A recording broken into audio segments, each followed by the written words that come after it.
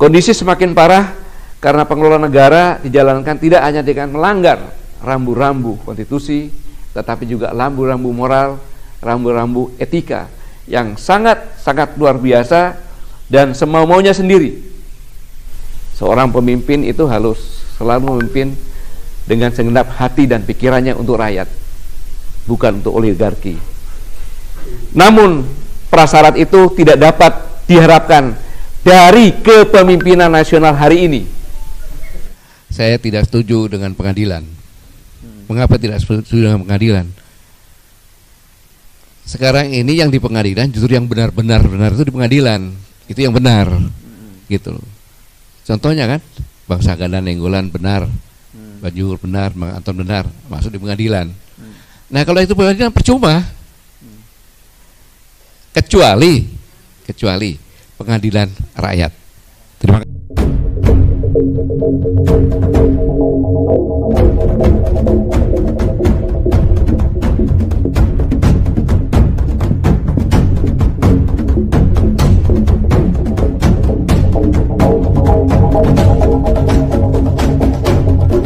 Saya pernah menyampaikan bahwa demokrasi kita ini ditinjau dari segi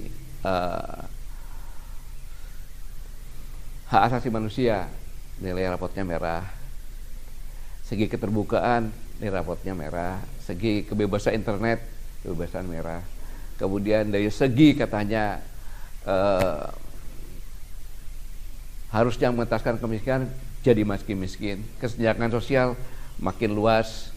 Kemudian demokrasi nilainya pun makin merah ini. Kondisi kita sekarang ini sangat luar biasa. Dan kita sangat dililit hutang yang sangat besar, dan tentunya yang bayar bukan saya, tetapi anak-anak dan cucu-cucu kita semuanya nantinya. Tentang ketetapan threshold yang juga di parlemen atau legislatif juga di eksekutif. Inilah yang menyebabkan politik biar tinggi. Karena bagaimanapun juga dengan ada threshold ini memerlukan anggaran yang cukup besar, dan inilah tangan-tangan dari pengusaha juga ikut, yang akhirnya akan melahirkan oligarki, bersatunya kekuasaan dengan pengusaha yang sama-sama ingin melanggengkan kekuasaan. Kondisi semakin parah karena pengelolaan negara dijalankan tidak hanya dengan melanggar rambu-rambu konstitusi, tetapi juga rambu-rambu moral, rambu-rambu etika yang sangat luar biasa dan semau-maunya sendiri, dengan cara pendekatan apa saja sesukanya lah pokoknya. Dan ini bisa terlihat dalam pembatalan Undang-Undang Omnibus Law Cipta Kerja oleh Mahkamah Konstitusi sebelum lama ini adalah salah satu buktinya. Dan para penyelenggara inilah akibatnya terjadilah korupsi yang seolah-olah suatu kejadian yang biasa. Jadi kalau kita lihat korupsi sekarang ini adalah sudah melebihi dari kuantitas maupun kualitas yang lalu-lalu. Baik dari segi caranya, jumlahnya, kondisinya. Bayangkan, ya, ini saya bicara tentang korupsi karena berkaitan juga hari ini tanggal 9, hari korupsi dunia kan itu. Jadi mungkin di dunia ya nomor 1 di kita ini. Bayangkan, manakala rakyat dalam kondisi susah ekonominya, kemudian berjuang mati-matian antara hidup dan mati, ya, berjuang mati-matian antara hidup dan mati. Justru korupsi dilakukan oleh pemerintah atau menteri yang bertugas untuk menyelamatkan. Jadi kehadiran negara akhirnya menjauh bukan mendekat. Dan selanjutnya pemerintah justru memanfaatkan musibah ini untuk peluang. Itulah pemerintah sekarang. Cuma sayangnya bukan untuk masyarakat, untuk kelompoknya sendiri dan dirinya sendiri. Karena penentuan PCR ditentukan oleh pemangku kebijakan dan ditentukan dalam sidang kabinet. Ini sangat-sangat luar biasa. Bayangkan saja, orang sakit flu yang tidak sembuh-sembuh atau pusing tidak sembuh-sembuh, dia ke rumah sakit, apa yang dilakukan? PCR dulu. Bayar rumah sakit yang ke dokternya tidak mahal, PCR yang mahal. Setelah masuk pun berapa kali PCR dia harus bayar. Ini kan suatu yang apa ya? Mau dibilang kemanusiaan bukan, kebinatangan juga bukan, ya gimana caranya? Sulit menjelaskannya. Tapi ini fakta.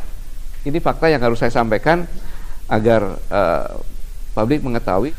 Sayangnya ibarat nasi telah menjadi bubur. Tidak mungkin lagi hanya meratapi. Maka seluruh komponen bangsa harus bersatu, padu.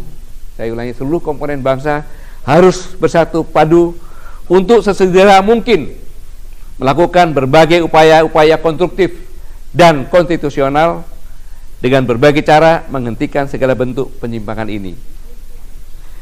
Dalam kaitan itu, kembali lagi dengan tulisan saudara Gedesiana ini, dalam buku ini saya mengutip saja, bahwa pandemi yang belum berakhir dan dampak jangka panjang yang menjadi bagian suram dari masa depan Indonesia, tetapi sesungguhnya bayangan suram itu dapat dihindari jika rakyat Indonesia mampu mengkondisikan prasyarat-prasyarat yang diperlukan untuk melewati krisis pandemi dengan kerusakan seminimal mungkin dan memiliki rasa optimis yang besar dalam menjalankan kehidupan berbangsa dan bernegara. Selanjutnya pasca pandemi, yaitu dengan kepemimpinan nasional yang sungguh-sungguh memikirkan nasib rakyat dan tidak menyerahkan masa depan bangsa dan negara dalam cengkraman oligarki. Seorang pemimpin itu harus selalu memimpin dengan segenap hati dan pikirannya untuk rakyat, bukan untuk oligarki. Namun prasyarat itu tidak dapat diharapkan dari kepemimpinan nasional hari ini. Begitu kata saudara Gedesiana dalam tulisannya. Apapun juga langkah konstruktif dan konstitusional harus ditempuh semua kekuatan bangsa. Harus bahu-membahu dan mesti terus-menerus mendesak DPR dan MPR untuk mencari jalan keluar kenegaraan dan kebangsaan dengan menjalankan fungsinya dengan benar dan tegas sesuai dengan Undang-Undang Dasar 1945. Kita semua bangsa Indonesia juga harus memastikan perubahan ke depan dengan semakin menguatkan nasional and character building bangsa Indonesia. Tentu saja kita tidak pernah berkecil hati karena bangsa ini bukanlah bangsa pecundang, tetapi bangsa ini adalah bangsa pejuang. Saudara-saudara sekalian, kita adalah bangsa yang dari barat ke timur atau timur ke barat mempunyai ciri khas senjata di masing-masing sukunya. Berarti siap bertempur mati-matian. Itulah yang saya katakan bangsa pejuang. Dan kita pun memperoleh kemerdekaan dengan perjuangan yang panjang. Hanya bedanya di barat, di Aceh, senjatanya kecil, rencong. Semakin ke timur semakin besar dan semakin dilihatkan. Tapi ya itulah kita bangsa kita yang terus-menerus melawan seluruh bentuk penyimpangan, kejeliman, dan ketidakadilan. Kita bangsa ini bukannya melawan penjajah, tapi bangsa pejuang yang melawan seluruh bentuk penyimpangan, kejeliman, dan ketidakadilan. Ya, saya pikir komentar-komentar tadi adalah komentar-komentar yang muncul dari naluri ya. Saya pikir dari naluri yang memang benar-benar merasakan, karena saya ke Mbak Jamlangsi, Mbak Wiwi, Pak Tang Jamblung, kemudian Dr. Rafli ini selalu mengamati perkembangan kehidupan masyarakat, dan yang disampaikan ini adalah puncak dari kemarahan masyarakat, soalnya puncak dari kemarahan masyarakat yang tidak punya daya. Mereka hanya jadi alat saja, diperalat. Yang tadi saya sampaikan bahwa peluang orang yang paling luar biasa adalah apabila dia kena musibah, usaha itu jadikan peluang dan dimanfaatkan. Dan tetapi ini benar-benar dilakukan, tetapi adalah bukan untuk rakyat. Maka kata-kata saya habis, saya pikir ya apa ya. Kehabisan kata-kata. Ya. Ini nggak masuk nalar, tidak masuk nalar sebagai manusia. Ya, sebagai manusia. Jadi saya susah menyampaikannya. Gitu aja Bang Sudian, sebulan saya. Banyak diskusi sudah saya hadiri ya. Semuanya menggambarkan tentang ketidakberesan. Ujung-ujungnya kenapa? Karena sistem. Sistem ini yang membuat malapetaka. Ditambah sang pemimpin yang niat dan akhlak kurang bagus. Maka lahirlah keserakahan itu. Niat tidak baik, ada kesempatan, terjadilah kejahatan. Itu kan sudah rumusan. Tapi yang menarik bagi saya, mengapa bangsa ini seperti ini gitu. Saya kira mungkin perlu ada perubahan tentang sikap kita melihat. Artinya setiap orang yang salah, walaupun dia pemimpin yang teratas, tidak harus diselesaikan dengan maaf. Saya melihat mungkin di sini salahnya. Bangsa ini bangsa pemaaf gitu. Setelah dia tidak berjabatan, sudahlah. Saya kira saya setuju dengan sahabat saya, Dr. Rizal Ramli ini. Nah, tentang ini kita cocok. Sama kita nih. Ini tentang ini. Memang perlu ada masa orang yang membuat kebijakan yang menimbulkan kesengsaraan harus diseret ke pengadilan.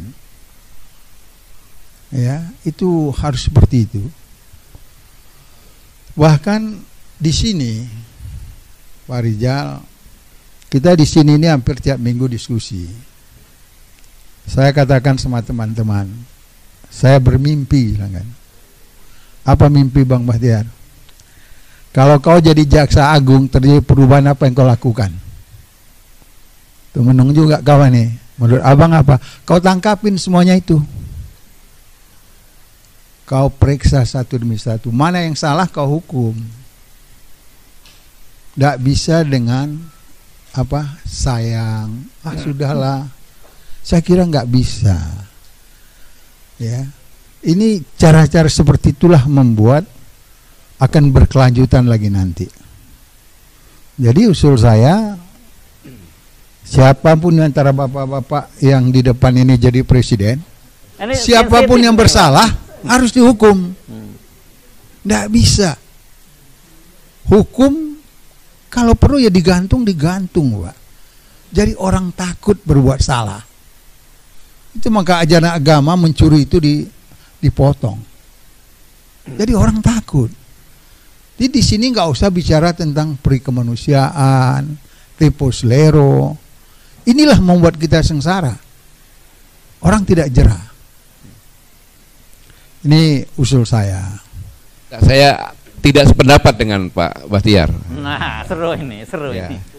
Iya, karena saya tidak setuju dengan pengadilan. Mengapa tidak setuju dengan pengadilan? Sekarang ini yang di pengadilan justru yang benar itu di pengadilan. Itu yang benar. Gitu loh. Contohnya kan, Bang Saganda Nenggolan benar, Bajul benar, Bang Anton benar, masuk di pengadilan. Apa yang dikatakan Bang Refli Harun tadi sangat menarik, yaitu apabila tidak ada perubahan, maka akan mengantarkan bangsa ini ke jurang kehancuran yang lebih nyata. Karena dikatakan tadi bahwa threshold ini baik di parlemen maupun di presiden ini yang menyebabkan oligarki berkuasa, persatunya antara penguasa dan pengusaha untuk melanggengkan kekuasaan. Ini adalah caranya seperti ini, mahkotanya ini. Dan kemudian yang lebih berbahaya lagi adalah bahwa yang Bang Tansil tadi sampaikan, 82% dari partai yang ada itu dari tangan kekuasaan. Sehingga siapapun bisa jadi. Siapapun bisa jadi. Kalau mereka tidak sopan, ya bikin satu calon saja, 82% selesai. Kalau harus dua ya tinggal aja dibuat aja yang dua yang dikalahkan yang iya, mau nyari kan siapapun, cari dari negara lain masuk ke Indonesia, jadikan warga negara, jadikan presiden, bisa itu. Bisa terjadi itu. Bayangkan kalau itu terjadi, ya kan? Siapa mau juga, mau Ahok juga bisa jadi presiden. Ya? Iya, warga negara Amerika. Iya, sudah terbukti di NTT. Nah, terus dibatalkan. Itu kalau bisa dibatalkan, kalau tidak kan gitu. Maka berdasarkan ini, untuk tegaknya demokrasi, saya harus melaksanakan judicial review lewat Bang Raffi. Mantap. Terima kasih.